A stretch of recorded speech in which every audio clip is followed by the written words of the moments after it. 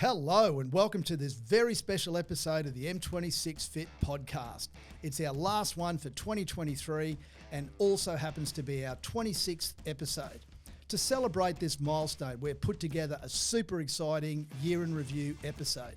Since launching in January, it's been an epic and fun-filled journey to say the least, and I'm extremely grateful to all our amazing guests for openly sharing their incredible life experience, insights, stories, wisdom, and practical advice with us. Also, a massive thank you to all of our listeners for your continued support. You guys have been the driving force behind every episode, and we're beyond grateful. We're always eager to hear from you, so if you have any questions or topics that you'd like us to cover, please don't hesitate to send them our way. We love diving into your curiosities and continue to provide content that educates, inspires, and empowers you to become the strongest, fittest, and healthiest version of yourself. If you want to learn more about M26 FIT, you can follow us on our socials, head over to our website where you can sign up for a challenge, inquire about any of our adventures, and even check out our range of men's and women's apparel. So grab your headphones, settle in, and let's get cracking on this year in review episode. Jeff McKeon was our first ever guest, and we dove headfirst into the world of neuroscience. We discussed the importance of understanding our why, the ultimate driving force behind all our actions and decisions. For me on the bike, it was tying into what's my why. So if you don't have the why, you just go out and ride your bike, you know, and a lot of people will race their mates and see who's the strongest and fittest, and they do an hour or 2 hours. We're talking about 8, maybe 10 hours per day over a prolonged period. So your why has got to be pretty huge. So for me, it was about my mentor who died through cancer, because of cancer, and I got to say to him before he left, I will keep doing this in your honour.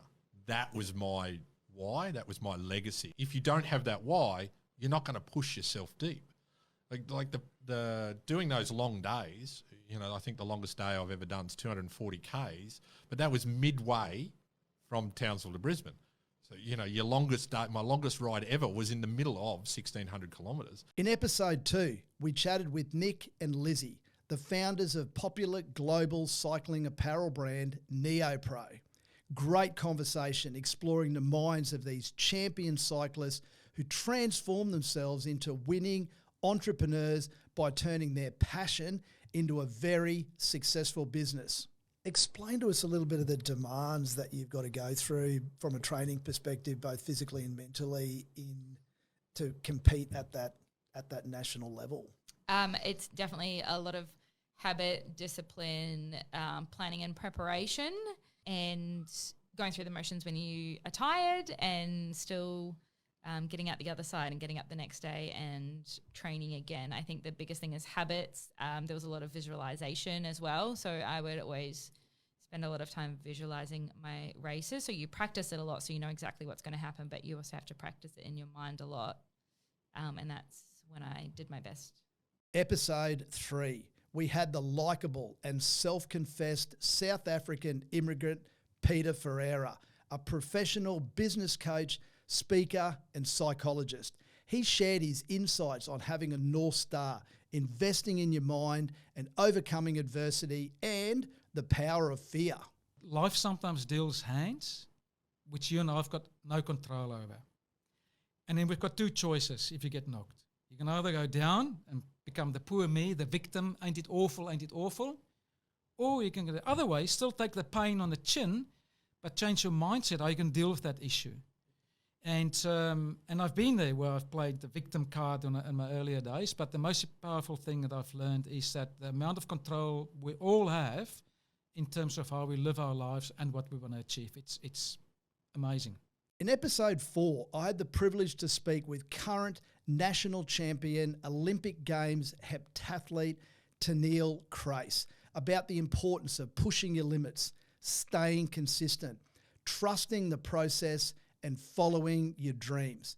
We hear all about her personal experience overcoming challenges and injuries, along with providing valuable tips for achieving success in health and fitness.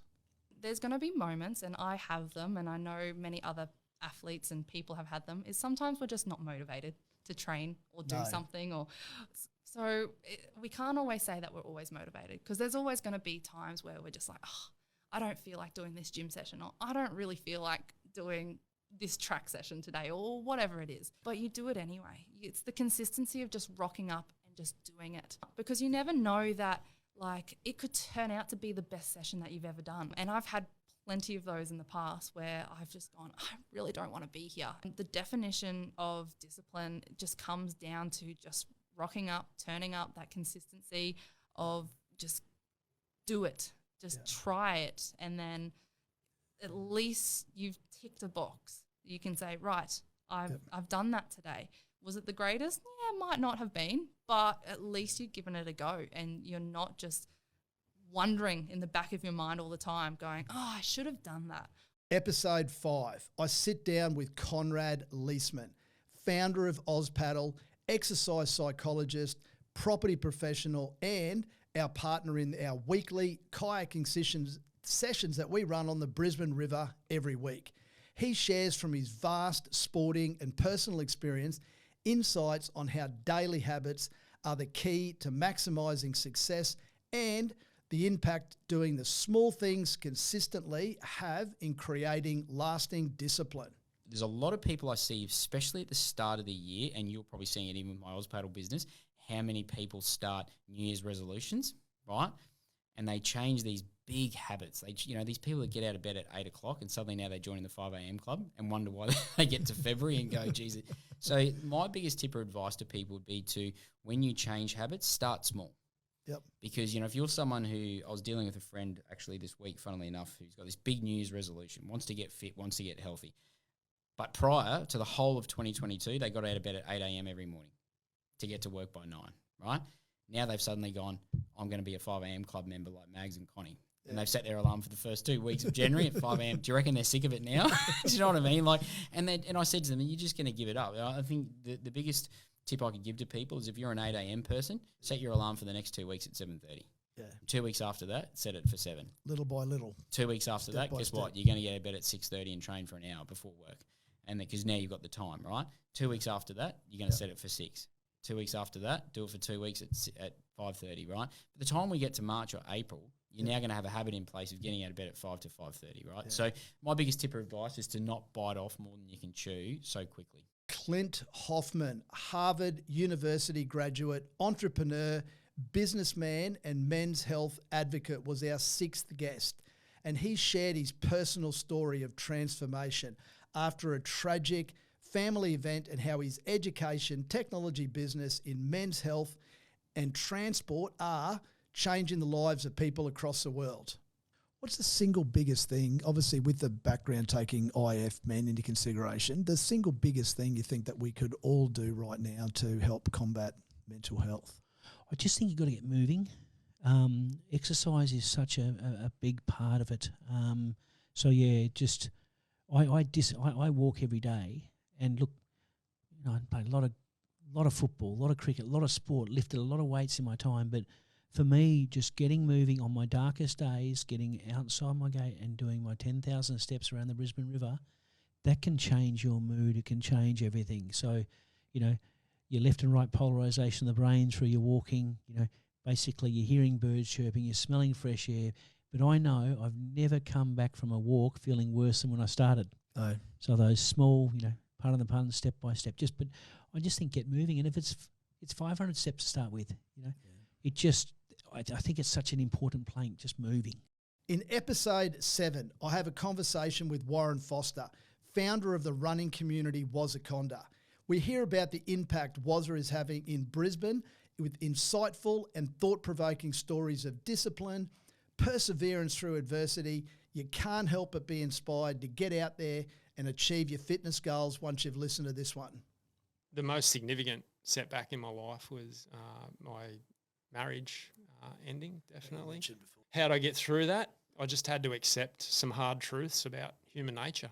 I had to learn to accept that it was decisions that I made that caused me to be in a position where I could allow someone else to inflict that sort of pain on me. Yeah, it was acceptance of those hard truths. Yeah, it was either that or continue to delude myself. But I quickly realised that I'm not very skilled at the art of delusion, self-delusion. So it was either accept the hard truth. A lot of people just it's too hard to accept some truths. They hang on to their beliefs, and you're not your opinions, and you're not your beliefs. They can change, and sometimes it's best to let them go. And I've got a theory that a lot of the problems that we see, particularly with mental health, are people just not accepting those hard truths and not letting go. And it manifests itself, with alcoholism and eating disorders and self-harm and everything. I sometimes wonder, would I have been better off if I had have been better at the art of self-delusion? Maybe I'd be happier. Ignorance is bliss as well. So they're equally true, I think. The truth will set you free, but then also ignorance is bliss. Yeah. Episode 8, we discover the transformative power breathwork has on mental and physical health with Caroline Bird, yoga instructor, wellness coach, and resort manager. We understand how attending wellness retreats can provide peace and balance in your life, and learn practical tools for everyday routines to improve your health. Well, I always use the saying, you are what you think. And for me, that positive mindset is so important to have a positive life. If you're just thinking negative all the time, what's the outcome going to be? In our 9th episode, I chat with national sports psychologist and educator Ben Maher, whose experience working with top athletes reveals his tips for developing a growth mindset, setting goals, and overcoming mental barriers. He also shares his views on the importance of continuous improvement and how passion can drive success. I think it's just very important to acknowledge that you will make mistakes, but your goal is to improve each and every day. And if you can have that mantra and people around you sort of see that, I think that you'll end up doing better than most. Yeah. In terms of improvement, and I want to use that word, it really is about improvement. So whether it's your job, whether it's sport, whether it's your family, whether you're a new dad, a new mum, you're managing grief, really try and work on improvement. And that also, you talk about mindset. Yep. If you can have a good mindset around improvement, generally you'll do okay. Now, episode 10, Bernie Kelly, known better as A Journey with Bernie.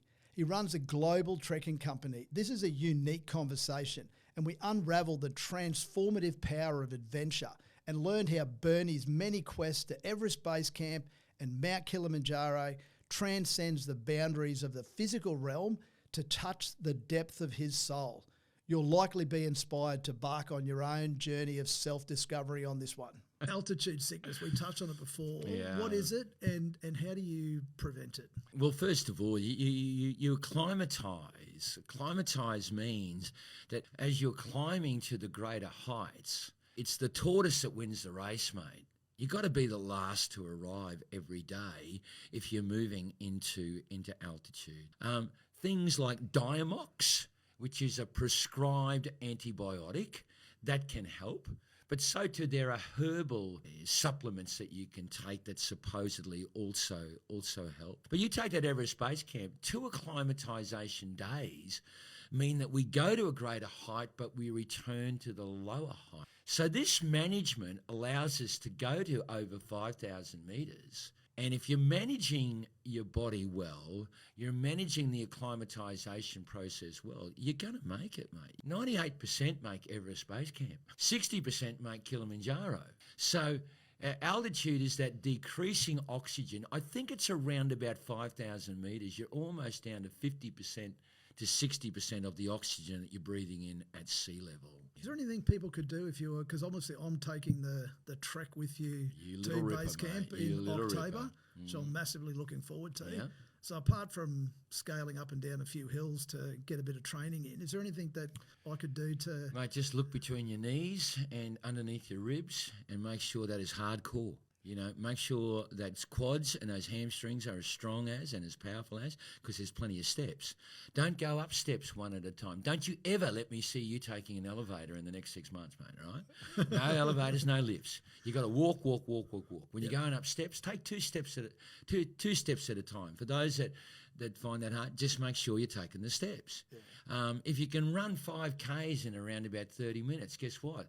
The hammies and the quads are strong enough to be able to handle it. That's a good thing, you know. But just work on core work, plenty of abdominals, and don't forget the lower back too, mate. You know, get a good balance between abdominals and the strength that's in your back. In episode 11, I sit down with clinical nutritionalist Karen Pike and her husband Scott from Inspire Wellness. Together, they run Australia's leading metabolic balance practice right here in Brisbane. This enlightening conversation, we dive into the world of nutrition. They demystify common misconceptions and we gain expert knowledge, and you'll go away with practical tips to live a healthier lifestyle. If you could change one thing in the world, what would it be? For me, it's about healthcare becoming proactive, not reactive. We live in a society where we wait until we are sick or something is wrong to then try to take control of our life. And it's too late. Too little, too late. Too little, too late. Be proactive. We could live in a society that's about being healthy, well, and not being about being ill. Brodie Ellis is our 12th guest, and what an absolutely remarkable young man. A true medical marvel who has defied the odds. After a harrowing accident overseas that left him with severe injuries, he shows an unwavering spirit, incredible resilience and determination during his years of recovery. Brodie shares his triumphs, challenges, and how he underwent world-first surgery to repair a huge hole in his skull. Despite having one leg amputated and being left partially blind, his positive attitude and zest for living an active life is infectious. And finish this sentence, mate. I believe anything's achievable. Anything is achievable. So, like I said, there was a 3% chance I'd have any kind of cognition left following my brain injury. You'd be laughed at if you were told I was going to be able to go back to university and do well. So, you know, anything is achievable. It's really just putting your mind to it. I always say quitters aren't winners, and they're not. Like, you just got to keep pushing yourself and be able to achieve it. In episode 13, we head into the world of physical performance with Zach Neilson, a personal trainer with a difference. This episode is packed with actionable advice to achieve fitness success. From mastering the right mindset to uncovering optimal training techniques and strategies to unlock your potential, there's something in this one for everyone. It's those little battles that you fight and win. That's where you're defining who you are. And those little habits that you develop and those little battles that you win, that's really where you're showing up for yourself when you most need it. And that's where you can develop that self-confidence that regardless of what I do, I will follow through because that's who I am. And it's built on those small things, those small battles that you win. Episode 14, and I have an engaging conversation with the one and only Katie Stevens, serial entrepreneur, lifestyle influence, and ex-WBFF pro. We hear how she transitioned from the world of fitness, beauty, and fashion to launching multiple businesses. We uncover the secrets to her success, the importance of taking chances, and the power of perseverance. Don't tell me something if you're not going to do it. I'm a strong believer that if you want to achieve it, you actually can. But saying it out loud doesn't change anything. You've got to do the work. And that's probably the hardest thing. Max Plath is a 21-year-old rugby league sensation, recently signing a contract with the NRL Dolphins, and is our 15th guest. Max is the son of Broncos legend John Plath. Listen to his mindset around goal setting, his passion for continuous improvement, his disciplined approach towards life as a professional footy player, and what drives him to excel on and off the field. I like to set obviously a macro goal. I like to break it down into a couple of micro goals, so just steps, and just putting it in physical locations where I can see it. So on my phone, I'll have a list of goals on my lock screen or on my mirror at home. Reminding yourself, sometimes you can get off path just with going down bad habits or just life that gets in the way. So just staying on the path, nailing each goal at a time, little steps to get there. So that's the only way to get there. So yeah, macro, then micro, then I just kind of just remind myself and stay on the path. Episode 16, we have a heartfelt conversation with Katie Staggs, who battled years of severe depression and miraculously survived 2 suicide attempts, finding solace and strength in physical fitness. Katie opens up about her darkest moments, her victories, her rehabilitation, her time in mental health institutions, and the role fitness played in her recovery. She's now not only surviving, she's thriving and pushing her physical limits, taking on incredible challenges she's never thought possible. An episode not to be missed. I had a manager text me years ago and she said, "It's a new day today, Katie. You get the choice whether you're getting out of bed or not today." I've read that first part and almost closed the text, and then I read it again because you're in control and you get to choose what you do today. So she said, if you choose to stay in bed today, that's totally fine, but that's your choice. Or you can choose to get out of bed and give it a go. In episode 17, I chat with Pushpa, a global leadership coach, entrepreneur, and instructor for Tony Robbins. We hear about her insights. They're nothing short of transformative. With a track record of shaping over 100,000 leaders worldwide, this episode is a treasure trove of wisdom for anyone who's looking to enhance their leadership skills, understand the intricacies of personal growth, and learn the art of giving. Believe in yourself and don't live to impress other people. It's taken a lot of years to train, from a very childhood, and from my culture, we've always been brought up to do what make others happy, and I still do that. However, everything that I do, it has to be for the right reasons. There's doing good and there's doing the right thing. Yeah. 2 totally different things. Episode 18. Robert Howe is a leading physiotherapist with a real passion for sports and life. Highlights in this episode include how to overcome challenges of injury, the significance of nutrition and hydration for both mind and body performance. He shares his goals and dreams, the power of preparation, and his desire to leave a positive legacy. Training is a big one because exercise in general is not just for your body, it's for your brain. That's actually probably more of why I train and why I love training. It's for your brain. Your brain is a muscle. Training basically takes oxygen away from it and makes it have to work. Your brain works better when you exercise. Without a doubt, I'm always better when I'm trained. I've gone through ebbs and flows in my career where I stopped training for periods of time and Wayne just goes, "You're an idiot," and basically says you got to get back training, and then all of a sudden everything just flips the switch. In episode 19, I sit down with John Wood, a highly experienced learning and development specialist in the corporate world. He talks about the importance of emotional intelligence and how it's linked directly to mental fitness. He explains the importance of persistence, resilience, and determination are in achieving physical and mental wellness. Persistence and resilience are the 2 keys for me. Persistence, prepared to stick at stuff. Resilience, I think, is a really important one for mental health. That is something that I'm doing more and more work in that space, that resilience space. In episode 20, we have pocket rocket Beck Strawn, who's the brains behind Australia's first hit to the beat workout, RBB Fitness Studio. Beck explains the transformative power gained by precisely combining specific movement beats with music. She emphasises the value of creating a sense of community and support among her clients to help them reach their fitness goals. Her online innovative workouts have already expanded rapidly overseas and expected to be viewed by millions of people this year.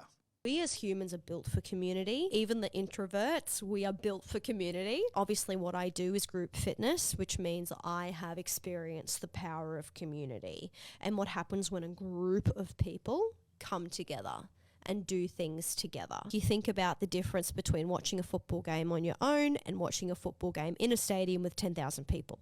It's a completely different experience. It's a heightened emotional experience and it's a memorable experience.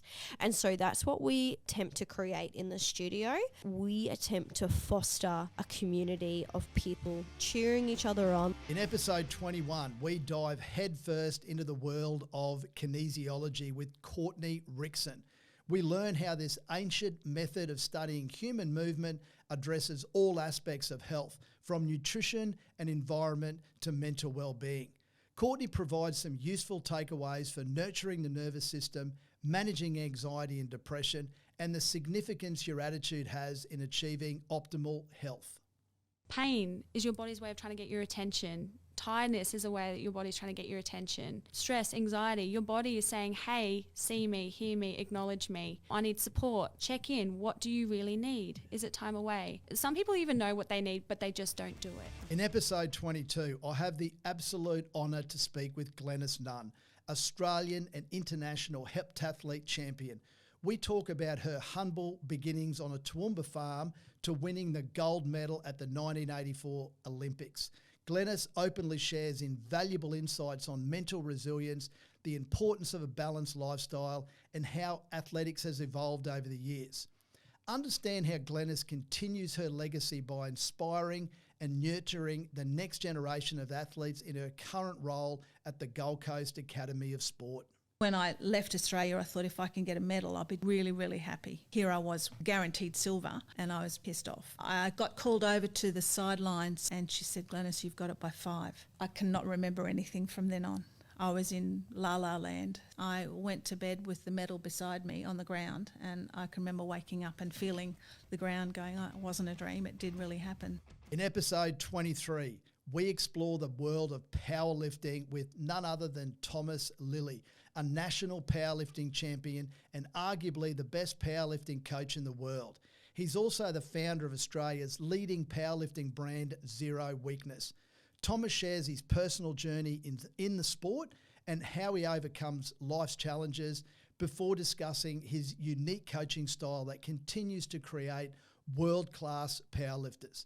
He explains the mental and technical aspect that make this an amazing sport.